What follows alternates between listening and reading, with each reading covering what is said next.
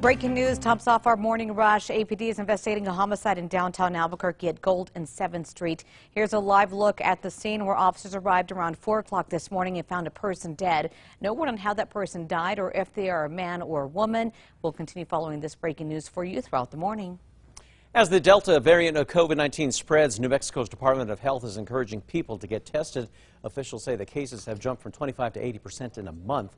Other respiratory illnesses are also making an appearance. Statewide, nearly 24 cases of viruses like RSV and the flu were reported in a given week last month. Businesses across the state are struggling to hire enough employees, including school districts.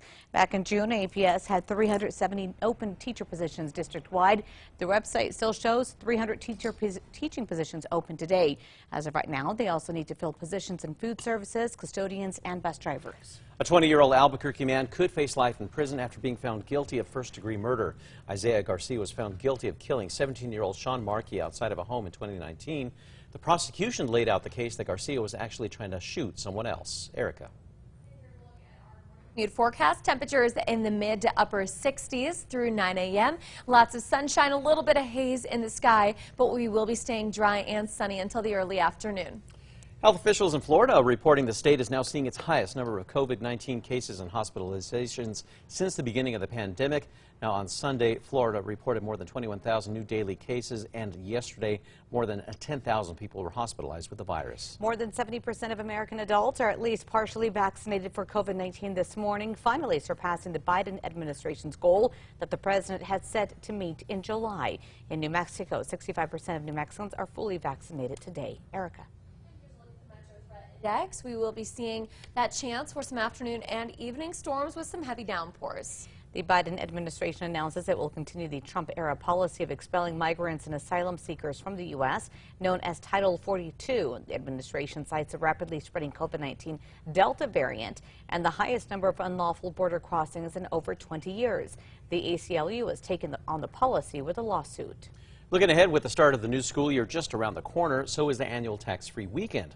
Well, this coming Friday through Sunday, there will be no sales tax on a long list of products that includes school supplies, clothes, and computer products. Erica. All right, let's get a look at the morning drive. Here's a look at the maps. We are clear on the roads right now. No accidents or any major slowdowns. And here's a look over the Big I. We've got sunshine, some haze, but clear conditions for our morning. Definitely a nicer start than yesterday.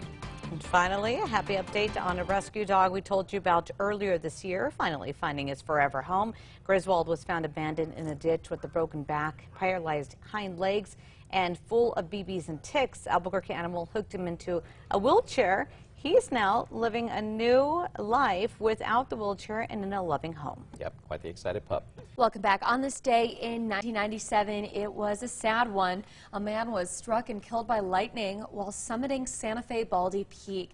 2 other hikers that he was with were injured, and so be sure to always seek shelter when there are thunderstorms in the area and avoid those big hikes on stormy days like today.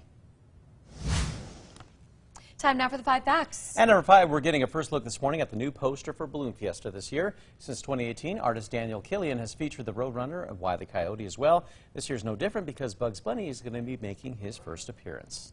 On to number 4 right now. Albuquerque Police is offering some incentives here, offering $15,000 bonuses for other officers joining their ranks, also offering $5,000 for new cadets. And at number 3, we're expecting a chance for rain later on, but it will only be an isolated chance for rain during the afternoon, a slightly better chance as we go through the evening and late overnight hours.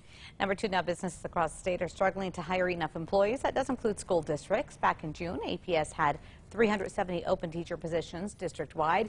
Their website still shows 300 teaching positions spread out from middle to high school. APS spokesperson Monica Armenta says some jobs are in the process of being filled. They're also short in food services, custodians, and bus drivers. And at number 1, as the Delta variant of COVID-19 spreads, New Mexico's Department of Health is again encouraging people to get tested. Health officials say that they've seen cases jump from 25% to 80%.